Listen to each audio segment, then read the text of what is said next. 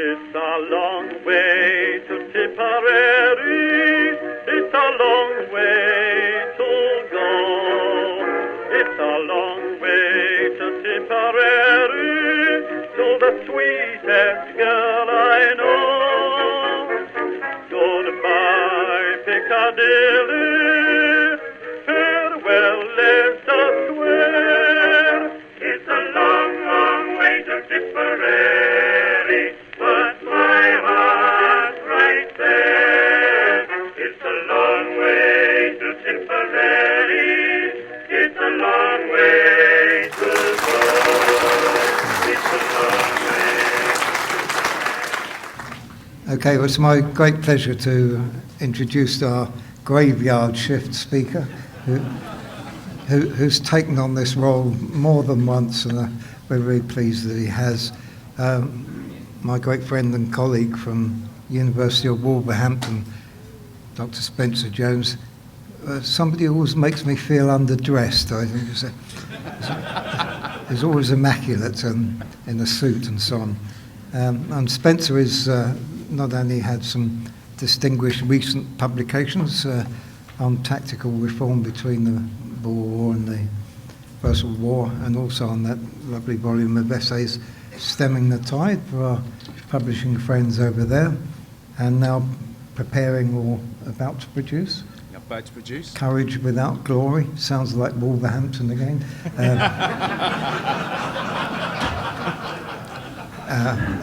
On the British Army in 1915, and it's a great pleasure to introduce Spencer Jones. Thank you.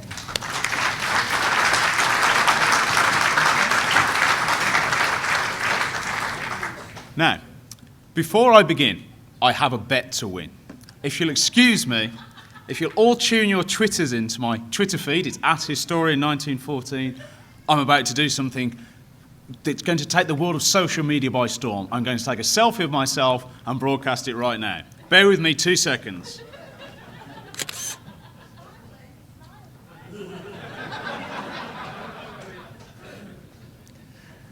And there we go, that'll be there in just a few seconds. So please do follow me. But in a more serious note, those of you who might be interested, Bob Foley is a one-man tweeting machine. He's actually updating this conference with live tweets as we go along, so do tune in. Now, with that unpleasantness out of the way, allow me to introduce my topic. Today I'm going to be talking about harsh realities that the British Expeditionary Force faced at the beginning of 1915. And I'm going to be looking particularly at the first three major offensives that the British Army launched in 1915. Major is a subjective word. Dr. Krauss, sat a little over on this side, described the first British offensive of 1915, the Battle of Neuve Chapelle, as a medium-scale trench raid. And by the standards of the French efforts that were ongoing at the same time, it was indeed something on that scale. But for the small British Army of 1915, these were quite serious efforts. And the problems that were encountered in early 1915, and particularly the problems that developed after Neuve Chapelle, more particularly around Aubers Ridge and Festubert, are worthy of comment. It's very important to remember, as we look back, with the benefit of 100 years of history, that at the time, the British Army, and the British nation for that matter, did not have a free hand in how it was going to act upon the Western Front. The first reality that the British Army and government faced in 1915 was this: the Western Front. A static line running from the Channel right down to the Swiss border. And this was an unprecedented development. It was not a development that the British Army had considered likely, or had even considered possible, dare I say it, before the First World War. Trench warfare itself was well understood, probably more understood than we give the generals credit for.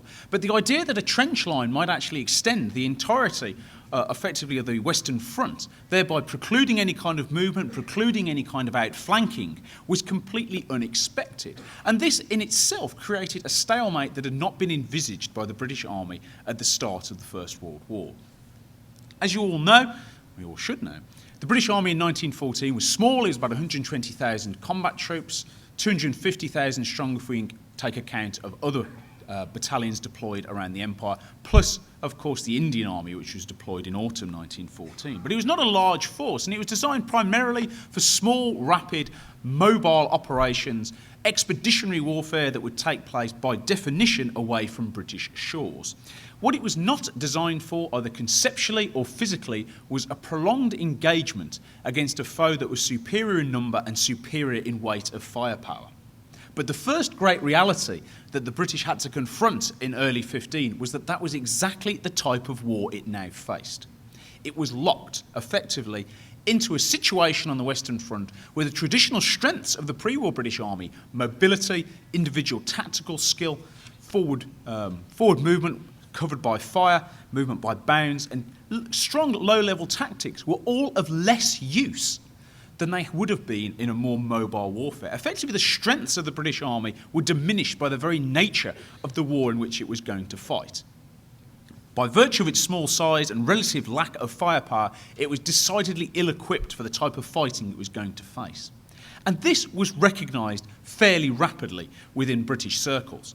It's a bit of a misconception to say that the generals, as A.J.P. Taylor once said, looked at the map of the Western Front and stared stupidly at it for the next 4 years. This is not strictly true. The British immediately recognised that the Western Front posed a unique set of problems that they were not well equipped to deal with. As early as January 1915, David Lloyd George, then Chancellor of the Exchequer, presented a memorandum to the War Council. Lloyd George had visited the Western Front in December 14, and although he certainly had his own agenda, he did not believe that the British Army should be committed en masse to France. He believed it should be deployed to the Balkans or against Turkey. But in his memorandum that he produced in January 15 for the consumption of the War Council, he reached a bleak conclusion that any attempt to force the carefully prepared German lines in the West would end in failure and appalling loss of life. Now, although Lloyd George wrote this with an agenda in mind, he wanted, if possible, the entire British Army transferred from the West and sent to the East. Nevertheless, his prophecy, or his prediction, was shared by other members of the War Council, most notably Lord Kitchener, who was not convinced of the ability of the French to break through the Western Front, much less the British, who were far less well equipped for this type of work. The War Council essentially, in early 1915, did not like the British Army's chances on the Western Front. The strategic assessment of this problem was largely accurate. These were not stupid men. We're apt, with the benefit of hindsight, to dismiss the War Council in early 15 as people like Asquith, hopelessly out of their depth, chancellors like Lloyd George and Winston Churchill, and the enigmatic figure of Lord Kitchener. These men were inexperienced in this type of work, but they were not foolish or idiotic men. They were trying to make the best decisions they could with the information they had available. And the assessment that the British Army could do very little of great worth in offensive terms on the Western Front was not an inaccurate one. Kitchener's hope, and it was shared by the War Council, was that the Germans might attack again in the West, attempt to break through the British lines as they had done, or the British and French lines, as they had done in 1914. The War Council was confident that in the event of a defensive battle, the British Army could hold the Germans off. Now, this assumption was rather casual. It was based on the experience of First Ypres, and as we've heard already this morning from Bob's excellent paper, the Germans had advanced considerably in their approach to offensive warfare from Ypres 1914. Whether the British would have been able to hold off a significant German offensive is a matter of conjecture, but the War Council believed they could. So ideally, what the War Council wanted to do was have the army stand on the defensive in 1915, allow the Germans to waste their efforts and manpower against the British lines, build up strength at home, with the growing strength of the Kitchener divisions, the growing mobilisation of the British Empire, and if possible, carry out expeditions against weaker opponents, most notably the Ottoman Empire, which of course would ultimately lead to the Gallipoli campaign. But the strategic reality did not permit this course of action to go unchallenged. And this was because, as Joseph Joffre commented in his memoirs after the war, in early 1915, the best and largest portion of the German army was on our soil, with a line of battle jutting out a mere 5 days' march from the heart of France. And again, as we've seen this morning, the German army did consider an offensive in the direction towards Paris. The safety of Paris was by no means certain in early 1915. The idea that the Germans might launch another vigorous offensive and indeed crack the lines was a genuine one. Furthermore, the occupation of France and much of Belgium was not something that could be tolerated by the French nation. or indeed the Belgian nation. Inaction, passive inaction, whilst the French were engaged in a life or death struggle for liberation of their country, passive inaction on the part of the British Army was not politically or morally acceptable. And remember the moral elements of British strategy. These were, the War Cabinet felt the moral weight of its obligation to France, and simply allowing the British Army to stand at best idle or at worst beyond passive was not considered acceptable.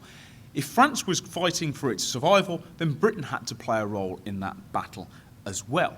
And the looming presence of the Germans just 5 days from Paris meant that action had to take place rapidly. And as we've heard from Jonathan's also excellent paper, the French were very keen to press the offensive in early 1914 for very obvious political and strategic reasons. The British could not stand idly by while this went on. Yes, they could play their role by occupying trench lines, relieving the French of sections of trench to allow the French more troops for offensives and so on. But ultimately, these were not the kind of commitment that Britain felt acceptable making. There was a third element to the strategic reality, and this was Britain's other ally, Russia in the east. And one of the great mysteries, I think, of early 1915, or indeed late 14, is the immense faith that Britain placed on the enigmatic form of Russia in 1915. Sir John French commented in his diary in early 15 that our one great hope now is Russia. Kitchener's fascination with the Russian military has been well described by authors such as George Cassar. And yet there's a certain element in the War Council, almost a paradox, that on one hand there's great hope that the Russian steamroller will finally build up a head of steam and will crush Germany beneath its rollers, tempered by the brutal fact that Russia is being continuously defeated whenever it runs into German as opposed to Austro-Hungarian forces. And so there is this strange tension in the War Council that on one hand there's the hope that Russia will be the ace in the hole, on the other hand there's a realisation that Russia, if anything, may become a liability rather than a source of strength. And Russia, an enigmatic country at the best of times, a puzzle wrapped in an enigma, as Winston Churchill famously described, was very much an unknown quantity. And Lord Esher said it best, perhaps, catching both the mood of the need to support the French and the need to support Russia, when he commented in a letter to Kitchener, "We cannot afford to procrastinate and muddle along, owing to the enormous strain upon France, and owing to the psychology of Russia, an empire that, the other day in Manchuria, suddenly and for no obvious reason, collapsed." Of course, the abortive revolution. And so both the potential of Russia and its vulnerability played into War Council thinking. And of course, it's still debated to this day the extent to which the Gallipoli operation was rushed forward as a means to try and relieve pressure on Russia. What these strategic realities meant, though, was that War Council hope that Britain could stand on the defensive in the west, perhaps do work in the east, or allow the Germans to attack it and break upon the British lines on the Western Front, was not realistic. The strategic pressures, the need to support France and the need to support Russia, pulled Britain into a direction it did not particularly want to go. No one in the War Council, was confident that the British Army could achieve anything on the Western Front in early 1915, and yet the pressure was there to try something on the Western Front for the benefit of Britain's allies, France and Russia. Now, why couldn't Britain achieve anything on the Western Front? Well, this was because of its military realities. James Edmonds perhaps said it best in a very understated way in the official history for 1915, when he wrote, "The BEF was not in a condition to make the effort that our French allies expected of the British Empire in a life or death struggle." And with that very skillful turn of phrase that Edmonds has, he's saying a great deal there while couching it in very diplomatic language. Effectively, the British Army was in no state to carry out major offensive operations in the West. Why was this the case? Well, for a start, the British Army was going from a very small base. We've already heard about how small the pre-war army was. If we take into account the casualties that were suffered in 1914, the figure that's often given is that by the end of First EAP, some 89,000 casualties amongst the BEF and also the Indian Expeditionary Force had been suffered. That rose to 95,000 casualties by the end of December 14. And perhaps most shockingly, 58% of the original cadre of battalion COs, that had been part of the original 6th Division BEF had become casualties by the end of 1914. There had been a virtual cataclysm of British junior leadership in the events in the campaign of 1914. These experienced men could not be easily replaced. The army, therefore, needed to regenerate. The old regulars, the old contemptibles, who'd done so well in 1914, had also had their heart torn out by the battles that had been fought.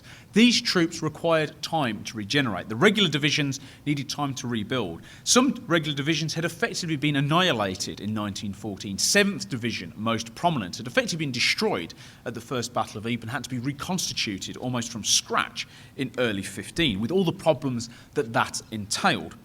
The regular army was regenerating. It was doing this by drawing upon things like the Special Reserve, combing out the last of the regular army reserve, and recalling garrisons from all around the empire, throwing them together into new divisions or feeding the troops into the existing divisions. At the same time that the regulars were regenerating, the army as a whole was undergoing the largest expansion in the history of the British Army to this point. And this, of course, was the raising of Kitchener's new army divisions, Britain's first truly mass army in its history. So while the regulars were scraping the barrel for replacements, the new armies were being formed, and at the same time the territorial divisions were mobilising. And indeed the new army and the territorials found themselves in a strange sort of competition, not so much for manpower, but for experienced officers and particularly for equipment. And indeed it was lack of equipment that came to characterise this process of regeneration and experience. Inevitably, the regular army had priority on new equipment. And this meant that the Kitchener divisions and the territorials were often left with weapons of Boer War vintage that they went out to France with. And a statistic that Bill Mitchinson's recently put forward in his book, The Territorial Force at War, is that the British Army didn't have a standardised rifle until at least mid-1916. Territorial units often went out with Longley Enfields, a weapon of Boer War vintage that had been deemed unhandy due to its length in the conditions in South Africa. Using longer rifles in the trenches of the First World War, the difficulties involved can be well imagined. And artillery was equally poorly served. The British Army only had a small handful of modern heavy weapons. We've already heard how the French suffered in this regard. The British were even worse off. Although the British had the very modern 60-pounder, a weapon of pretty formidable power, each regular division pre-First World War had just 4 of these guns. Some of these guns were lost or destroyed in the campaign of 1914, and replacements were not easily forthcoming. Instead, the British Army had to rely on, again, a gun of Boer War vintage, the 4.7-inch gun, which was an improvised weapon that had been thrown together very hastily in 1899 and deployed to South Africa. It had had a mixed reputation in this earlier war. Many of these weapons had been sitting mothballed for years and years and years. Their barrels were worn, and indeed the gun was so ineffective it became known as strict neutrality, for it shelled friend and foe alike. While the army was regenerating and while it was expanding, its resources were stretched impossibly thin in terms of weapons, in terms of experienced officers, and above all else, in terms of overall experience. The growth of the army diluted what experience it had. Whereas the pre-war regular army had a very small, solid cadre built around combat experienced officers at all levels, really from company captain right up to Field Marshal Sir John French, the army of 1915 lacked that ability. And this tremendous inexperience at all levels didn't just apply to the front line. Remember that the expansion of the army also requires an expansion of the logistics, the administration, the intelligence branches, and so on. And in the scramble to just find officers to fill these positions, very little consideration was given to who would best fill it. If you were an officer who was unlucky enough to have been quite severely wounded at Mons and you were returning to duty in 1915, your chances of getting back to a frontline unit were slim. You were most likely going to be poached and put into a staff post, an administrative post, or a logistic post. Your combat experience did not necessarily qualify you for this. The shortage of staff officers was especially acute. The staff college closed at the outbreak of war because both instructors and staff were required to actually go to war. There was no capacity to keep the staff college running and mobilise the army. It wouldn't reopen for years. Instead, it was just used as a barracks for new army troops. So there was no production line of new staff officers. Instead, regimental officers were taken from their units, were placed with a staff officer to trail him around for perhaps as little as a fortnight, and then told, "You're a staff officer now." and you can see the problems that this would produce. Inexperience at all levels was rife. And standardising methods, standardising the approach that the British Army had was difficult because we're very apt to forget that in 1915 the Army was not a unified force. It was a multifaceted army with multiple types of divisions, each with their own problems and their own idiosyncrasies. We had the regulars, some of whom had gone out in August 1914, had fought through the campaign, but of course those divisions had taken a tremendous pounding. There were new regular divisions coming online, such as the 8th Division. But these were units that had been thrown together by assembling imperial garrisons, and their overall quality was doubtful. There was the Indian Expeditionary Force, which again had fought in 1914, but was having its own problems. Its organisation was different to British Army divisions. It had problems of resupply, and it had various problems adapting its pre-war tactics to the conditions of the Western Front. There were territorial 1st Battalions, later rising to full-scale divisions, and as well as new Army divisions arriving from May, and indeed the Canadian Division arriving in early 1915. Each of these divisions, by virtue of where they're recruited from, by virtue of their organisation, all had a slightly subtly different outlook on how they were going to fight. The regulars, it might be added, looked down on virtually everybody. The Indians felt themselves isolated and looked down upon everyone else. The territorials, very keen to prove themselves to the regulars, looked down upon the new army. The new army, tremendous esprit de corps, but a completely untested force. How it would perform is unknown. And the Canadians, again, tremendous esprit de corps, but with no combat experience whatsoever. How these units would perform in battle would be a question mark for the most of 1915. Something that the British Army did not have so much of a problem with, and this is something that is not widely recognised, was that although it was perplexed by the problems of trench warfare, in early 15 it was not bewildered by them. The British Army had had experience fighting against trench positions in the Boer War. And although Boer trenches were of a very different character to those encountered on the Western Front, the Army had fought a form of trench warfare in Natal in 1900, and it worked out a number of methods by which to overcome the problems of trenches. And when the trench line solidified, although on a grander strategic scale, the Army was puzzled by this and wondered whether it was going to be a temporary measure or whether it was going to last a longer time. At a tactical level, and to an extent an operational level, it very quickly worked out what was needed. It identified that the big problem was German barbed wire. If that could be cleared, it was believed the infantry could cross the ground, could rush into trenches, and as long as you could suppress those trenches, knock out or at least beat down incoming fire, then you could get your troops into the enemy trench and you could take it. And what's quite interesting is the discussions that go on between divisions in early 15 about how do we deal with the German trenches. Very quickly, the Army identifies two possibilities: bombard and storm, whereby there'll be a short hurricane bombardment of as many guns as possible on a relatively narrow front, and an infantry assault will storm, very similar to the methods used against the Boers in South Africa, or a siege-style operation by which SAPs, that's forward advanced trenches, will be gradually pushed towards the German lines, slowly undermining them, fighting for points of important strategic or tactical value, and slowly almost grinding one's way through the German trenches. And from that, the concept of bite and hold will eventually emerge. But these ideas were in currency before the British had fought their first trench battle of 1915, Neuve Chapelle. Very quickly, the British recognised the key problems that they were likely to face and were already beginning to devise solutions. The Royal Artillery carried out substantial tests on how many shells they needed to fire approximately at a mock-up of German trench to cause maximum devastation, the best ways to cut wire with the available weaponry, and were even experimenting with admittedly relatively crude but nevertheless interesting methods of bringing firepower right up to the front line, including getting 18-pounders into trenches, having armoured cars with 2-pounder guns potentially following breakthroughs, using mounting guns on mules carried forward with the offensive to deal with strong points, and so on. The British Army was not backward in its approach to trench warfare. It understood the problems. They were puzzling, they were perplexing, but in early 15 they understood them. And it's interesting that the plans for Neuve Chapelle, as you know, the hurricane bombardment was by and large successful. Yes, there was points on the front where it did not work, but it actually achieved its objective. It achieved surprise, it suppressed the Germans, and it allowed the infantry to cross into that first trench. But of course, that was just the beginning. What the army could not do in 15 was mount any kind of sustained prolonged large-scale operation. It could carry out medium-scale trench raids. It could carry out small offensives against local points of interest or points of value. But to do anything bigger, it needed time. It needed time to develop its forces, equip its forces, ensure sufficient ammunition, learn the nature of the war it was fighting, and generally work itself up to speed in a type of warfare that it was neither conceptually nor physically prepared to fight in early 15. The army needed time. But as we've just seen, the strategic reality meant that time was not available. France and Russia needed support as soon as possible.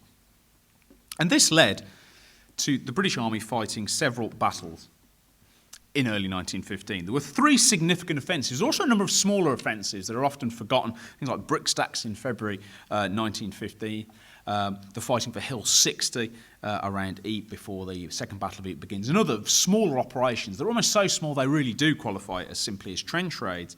But there were 3 significant offences, significant in British eyes at least. Whether they were as significant in French eyes is another question. Neuve Chapelle, fought in March, Aubers Ridge, most disastrous of the offensives, and then later Festubert fought a few days after Aubers Ridge had ended, plus the defensive battle of Second Ypres, which was underway between April and May 1915. These battles were shaped by 2 things: the strategic reality of the need to help the French and, by extension, the Russians, and the military reality of the fact that the British Army was small, it was undergunned, it was undermanned, and it was inexperienced. And this resulted in offensives that were far smaller in scale and scope than the French offensives, but were no less lacking in ambition, as we shall see. I don't intend to give you a breakdown of each individual battle, but I want to make some general points and introduce you to a third reality that shaped these engagements. And this was the geographic reality of where the British occupied. The map here, just at the top, this boxed section there, British attacks 1915. This is the sector of front where the British would be engaged in their offensive operations in early 1915. If we can zoom in a little bit here, the red section is the British offensives, the blue section is the French offensives. This is in the south, the French offensive towards Vimy Ridge, we've already heard about. In the north, British offensives towards another ridge, albeit one very different in scale, Aubers Ridge. Has anyone here ever been to Aubers? A few hands up. Did you spot it when you actually passed over it? Oh, I can see some shaking heads here. You don't. Aubers Ridge, you always think it's about the same scale and size as Vimy. It's not. If you haven't been, you can literally walk over Aubers Ridge and not realise you've walked over it. I've been told by the official history that it's at its highest point, it's 70 feet. I've never found that high point. For most of it, it's no more than 20 feet, very gently rolling upwards.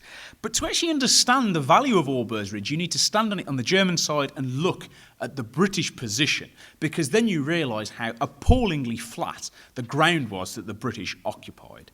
Also, if you've ever visited and it's not in the heat of summer, it's appallingly cold and windy and an absolutely ghastly place to walk across. And if it's been raining, you'll find that the water table is virtually lapping over your boots. So it's a deeply unpleasant place to stage a battle. And it reminds me rather of the private soldier Alf Tebbert at the Battle of Mons, who said of Mons, the town, "I took one look at it and thought, what a bloody place to live.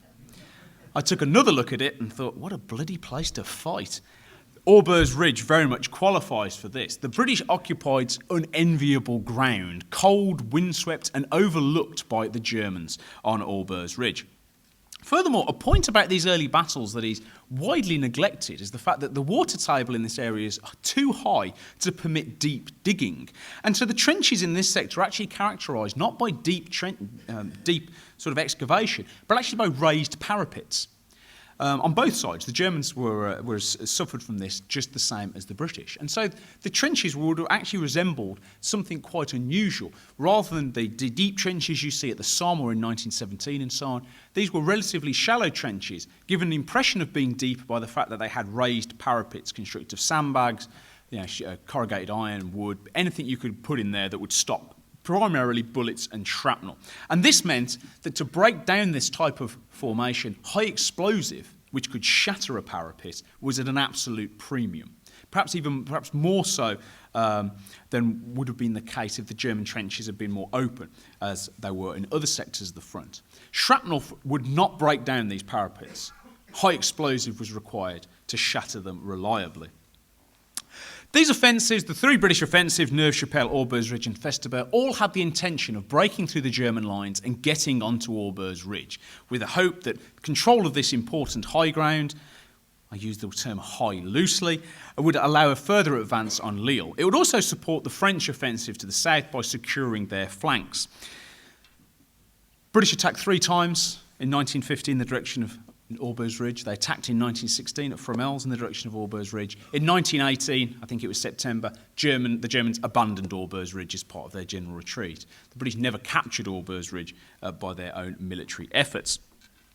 But they came very close at Neuve Chapelle. And this is where I want to bring you back to that idea that the British were not bewildered by trench warfare. The surprise bombardments, the surprise hurricane bombardment that started Neuve Chapelle and then the sudden attack did achieve tactical surprise over the Germans. And for a tantalising moment, the British were within an ace of actually pressing on through relatively limited resistance onto Aubers Ridge itself. Whether they could have held the ridge against German counterattacks is another question entirely. Whether the battle would have miscarried from there is not too clear. But they got very close to achieving something big. Of course, opportunity was lost, the battle bogged down. But that tantalising closeness was actually going to serve as a dreadful chimera for the British for the next 2 battles. The idea that if we just did things a little bit better, we could get onto Aubers, clouded judgment, particularly at the follow-up battle, the Battle of Aubers Ridge in May, which essentially was a rerun of Neuve Chapelle. And for reasons that remain remarkably obscure, one of the key points of Neuve Chapelle, the sudden concentration of artillery, because there was a tremendous concentration of artillery that would not be achieved again in terms of shells per square yard hitting German trench until 1917. That concentration was lost. And at Aubers Ridge, there was a much lesser concentration. There was less guns per yard of trench, and they were spreading their fire, not merely on the front trenches, but they were also firing into German rear areas. There was some attempt at counter-battery. Too many targets, not enough guns, not enough weight of shell, which caused a desultory bombardment, and the Germans simply annihilated, to all intents and purposes, the infantry attacks that followed. That was the abandonment, effectively, of British hurricane methods, and instead they would, from Festubert onwards, they would adopt a much more prolonged approach, the idea of destroying methodically the German defences, rather than trying to overwhelm them with a hurricane bombardment. And I think we can make some very interesting comparisons to the papers we heard this morning. For example, the Germans identifying, as the British did initially, that it was that psychological shock of a sudden and overwhelming storm of fire that was better than the prolonged annihilating effect that might be achieved by a week-long bombardment, contrasted with the failure of that method for various reasons at Aubers and its translation instead into a prolonged method at Festubert. And the British would pursue the prolonged method for more or less the remainder of 1915, 1916, and it wouldn't be until 1917 when map shooting and so on had advanced to a sufficient level that hurricane bombardments could be resumed. Now, several battlefield realities became apparent during the course of these engagements around Aubers Ridge. The first was inexperience. The army, from top to bottom, was inexperienced in this style of fighting and at this scale of operations. Douglas Haig had gone to war in 1914 as a corps commander. He was now commanding an army. Sir John French had gone to war in 1914, commanding 6 infantry divisions and a cavalry division. He was now commanding 11 infantry divisions and a cavalry corps. The army had expanded exponentially in British terms. Men who had begun the war commanding battalions now commanded brigades, brigadiers commanded divisions, divisional generals commanded corps. Staff officers were in tremendous shortage. The soldiers themselves were also often inexperienced. Reservists had been brought in to rebuild the battered regular divisions. Territorials were an unknown quantity, as were Canadians and new army formations. And that inexperience shows itself time and time again. For example, the flawed artillery plan at Aubers Ridge, I looked at some detail about why this happened. I think it is genuinely an oversight in terms of intelligent men working hard, becoming so enraptured with what they had achieved in March 1915, they simply overlooked a small but very important point of detail, that the actual concentration of fire per yard of trench was much smaller than at the earlier battle. On other occasions, the British Army achieved certain things. For example, at Festubert, a night attack by 2nd Division actually achieved some considerable success and carried the first line of German trenches. Germans, under pressure at the beginning of the Battle of Festubert, actually abandoned a substantial portion of their front line and fell back to what they deemed a superior position. But British intelligence services at the time moved so slowly that this wasn't recognised, and the British wasted time bombarding what was actually an abandoned German sector of trench before assaulting it, capturing it obviously intact, and only then realising the Germans had gone before. And these are the kind of mistakes that are born of inexperience at all levels. Something that hampered the British efforts, especially from Neuve Chapelle to begin with, and then onwards, especially at Aubers and Festubert, was the chronic artillery shortage. I've already mentioned the distinct lack of heavy guns. Heavy guns were appearing in France in 1915, but where they did appear, they often appeared with an incredibly short supply of ammunition. The British Army trumpeted quite loudly the arrival of a 15-centimetre siege howitzer named Mother in early 1915, but this gun was allowed to fire 1 round per day. And as Billy Congreve, son of Walter Congreve, VC, commented, it was allowed 1 round per day and 2 on Sundays. It was not a gun that was going to have a great influence on any kind of battle. 4.7-inch guns were dated, were ineffective at both counter-battery work and at anti-trench work. Field howitzers were deemed often too light to carry out the destructive work, particularly of machine gun posts, and heavier howitzers were again of Boer War vintage, 5-inch and 6-inch howitzers, which were desperately short of range. The ammunition supply for all of these guns was precarious. The Battle of Festubert in May effectively came to an end because the British had run out of artillery ammunition. And again, I'm reminded of the comment made this morning that the First Battle of Ypres ended effectively because the Germans had run out of artillery ammunition. Similarly, there's a wonderful memo in First Army's paperwork at the Battle of Neuve Chapelle where William Robertson, who was Chief of Staff in 15, quietly pointed out to Douglas Haig, if you follow up this fire plan, you do realise you'll be shooting off almost the entire ammunition reserves of the British Army in France in a single shoot, which caused a reconsideration of the fire plan in early March 1915. The problems of ammunition weren't just limited to shortages either. Inefficiency and ineffectiveness of shell was a predominant complaint, and it's been estimated by Nick Lloyd that even by the Battle of Loos in September, as many as 25% of all the shells fired were duds. That ratio of duds can be assumed to be similar in the earlier battles between March and May 1915. The artillery was struggling. So too was the infantry. The infantry was poorly prepared for trench warfare. We've already heard how the army went to war with, shall we say, ineffective grenades in 1914 and how it improvised these kind of weapons in early 15. Conceptually too, the infantry had been trained along the expectation there would be war in the open, that it would be mobile, that it would be swift, where marksmanship, quick thinking, tactical ingenuity will be at a premium. What the British Army discovered from March onwards was that high standards of rifle shooting were of less importance once you started fighting through enemy trench positions. Visibility was low, fields of fire were poor, and the main problem encountered from Neuve Chapelle onwards was German grenade attacks proceeding down communication trenches and ultimately driving the British out of their positions. Snap shooting from rifles was of limited use in suppressing these kind of attacks. What was needed were grenades to be thrown back, grenades that you could fight your way in the opposite direction instead. The British were not conceptually well prepared for this kind of fighting. It was beyond their experience, and furthermore, they lacked the weaponry to carry it out effectively in early 15. And it's interesting that the successes that are achieved at March, at Neuve Chapelle and at Festubert. By Festubert, there's a supply of grenades, albeit of many differing types and differing effectiveness. The infantry does adapt, but the Germans adapt as well. And we've already heard how the Germans, for example, adapt the defences of their communication trenches to prevent swift breakthroughs occurring. The British infantry was a step behind the German infantry in trench fighting in this sense. You may have noticed that I haven't really mentioned much about generalship in this talk because I want to talk about the broader problems that affected it. But I commented at the start of this lecture that the army as the War Council recognised, lacked the strength to carry out any kind of significant work on the Western Front.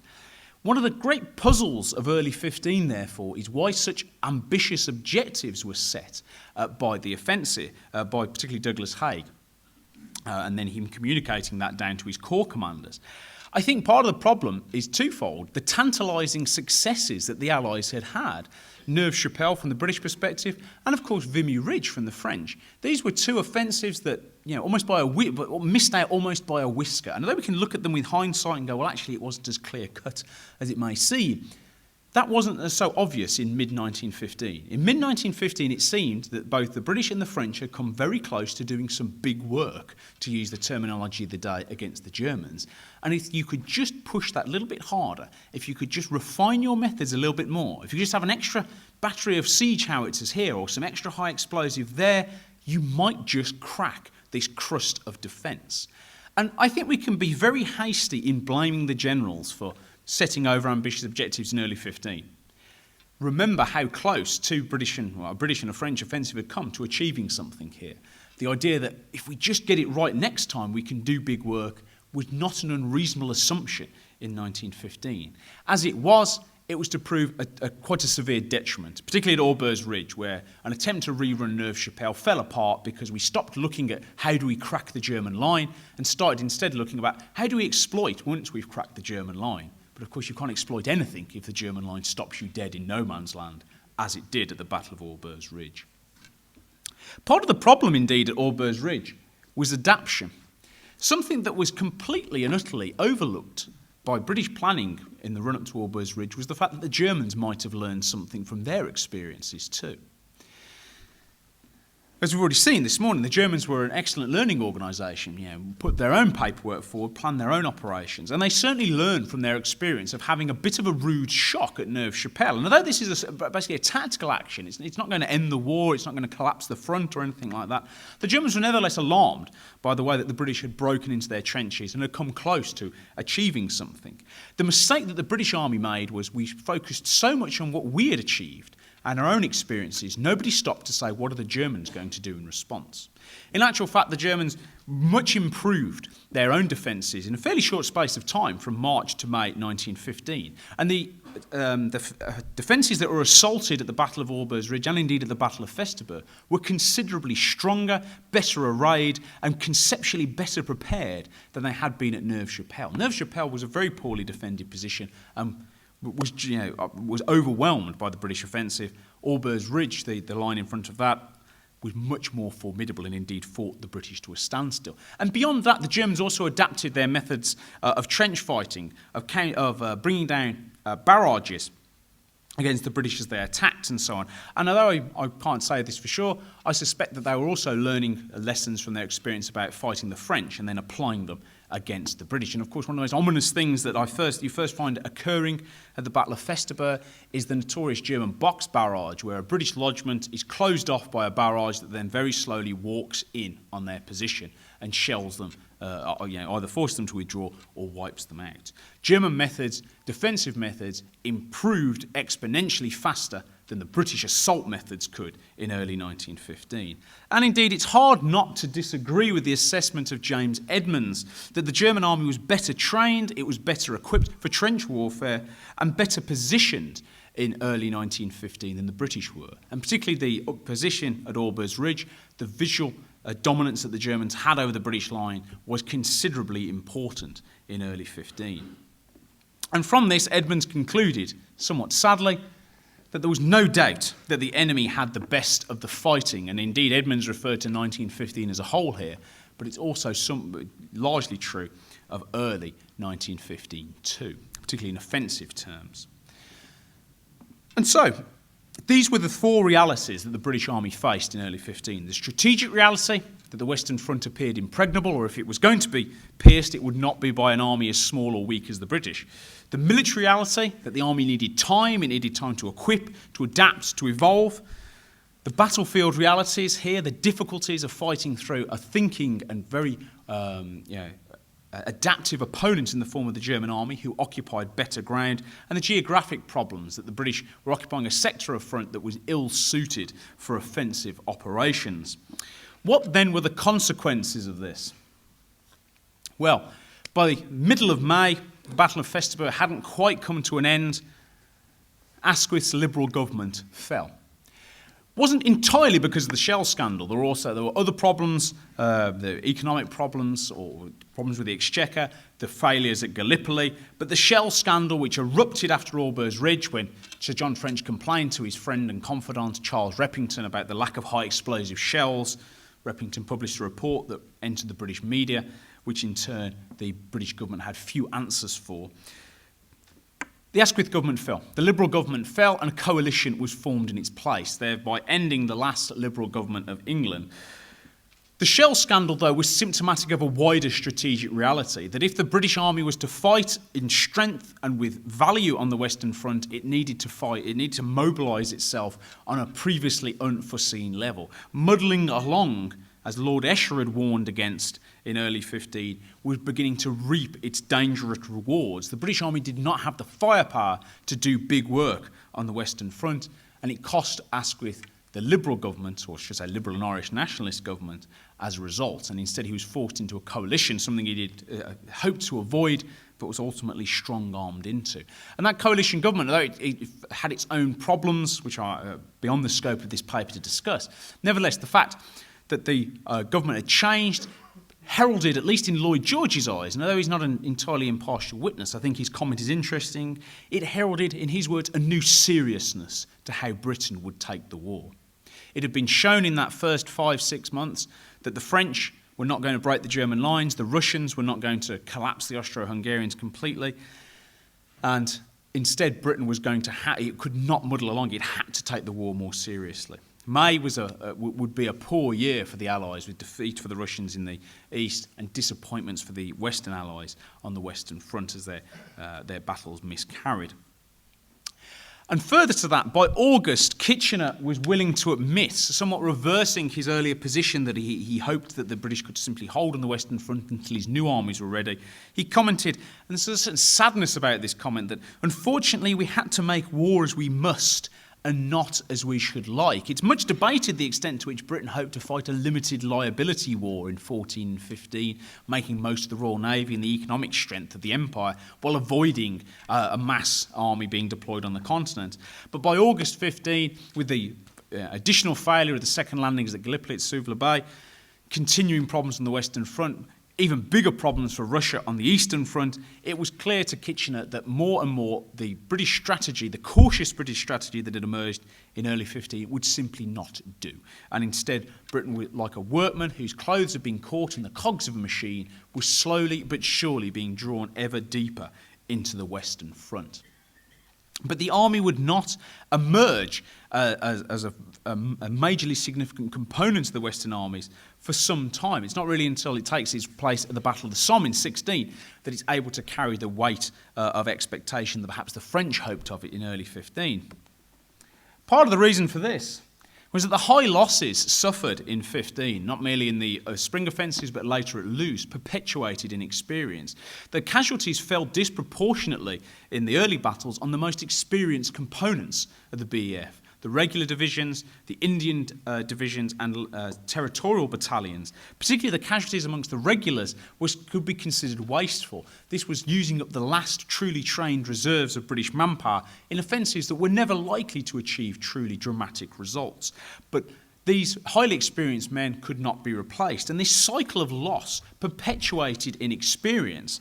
The rapid expansion of the army meant that the army would always be inexperienced by 1916. That dilution of skill would occur, but I think it was accelerated by the casualties of 15. And as Nick Lloyd's calculated, the actual death rate in terms of as a percentage at the first day of the Battle of Loos, the death rate is actually slightly higher than the first day of the Battle of the Somme in 1916. And these casualties, although new army divisions are involved in Battle of Loos, again, they fall heavily on the regular divisions. And indeed, by the end of the Battle of Loos, by November, a sad memorandum passes around the army saying we can no longer expect the same standards from our regular divisions. Effectively, they've been so badly smashed, they've ceased to have that regular character. They have lost that experience. And I think that the high casualties of 15 perpetuate that inexperience. Whether it could have been done any other way is, of course, a point of conjecture. But what was true and what was recognised, as Kitchener's statement indicates, as Asquith's decision to enter a coalition government shows, as Lloyd George's comment that the war would be taken more seriously from this point shows, was that a long, hard road would lie ahead for the British Army. We talk about the learning process, the learning curve, if you will. I actually prefer the term learning race, because remember that the Germans were learning just as rapidly as the British, and indeed the French. All forces in this war were learning, and in early 15, the Germans were certainly, in my opinion, learning quicker than the British Army was, and that ever-perpetuating inexperience that characterises 15 would hamper operations into early 16 as well. It was clear that the war would not be over anytime soon by mid-1915. It was also clear that Britain would have to bear a much heavier burden than it had hitherto done so. This was the ultimate consequence of the harsh realities that shaped the BEF in 1915. Thank you very much. It's a long way to Tipperary, it's a long way to go. It's a long way to Tipperary, to the sweetest girl I know. Goodbye, Piccadilly, farewell, let us swear. It's a long, long way to Tipperary, but my heart's right there. It's a long way to Tipperary, it's a long way to go. It's a long way to Tipperary, to the sweetest girl I know. Goodbye, Piccadilly.